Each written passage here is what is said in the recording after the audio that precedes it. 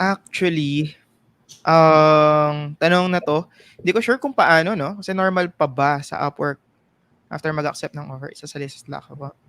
Normally, accept mo muna yung contract kasi actually nakadalawang Upwork jobs pa lang talaga ako. And yung isa, sa loob siya mismo ng Upwork, yung isa lumabas siya. At yung isa hindi kami gumamit ng Slack, eh. So, wala akong may idea masyado kung paano yung Mm. dito. Pero ikaw ba, Kuis? Alam ko ikaw yung expert dito, eh. So, Kuya pass Jason ako sa muna. question na 'to. Yung Kuya Jason muna kasi nag-Upwork din siya. Sige, Ikaw, yun. Kuya. Actually, twice. dalawang beses pa lang ako nakakuha ng kliyente sa Upwork, eh. Yung isa, ayun, Upwork talaga kami nag-usap.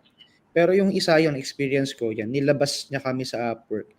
Pero as long as yung kontrata ongoing dun sa loob ng Upwork at dun kanya binabayaran, I think okay lang naman. Well, hindi ko sure kung ano yung policy ng Upwork dun, pero sa amin okay naman, eh. Walang naging problema.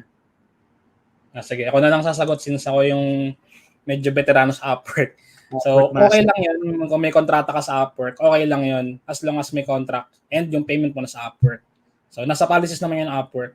So, as long as may active contract, pwede na kayong mag-usap kahit saan after ma-accept yung offer.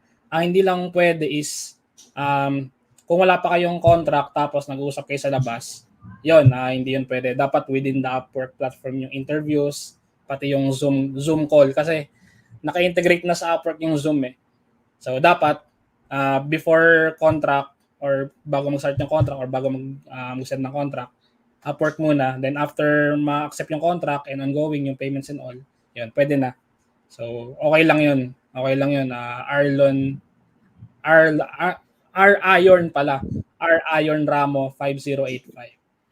Yun. Tingin ko yung tinatanong niya after yata ng accept. After nga eh. Yung offer, oo.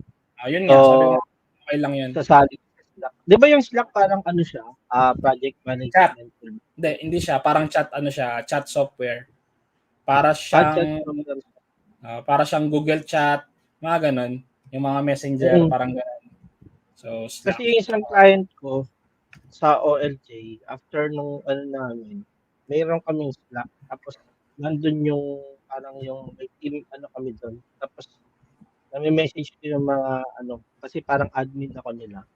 Nami-message ko yung mga kasama ko ron, yung mga content management, basta yun. Yun lang.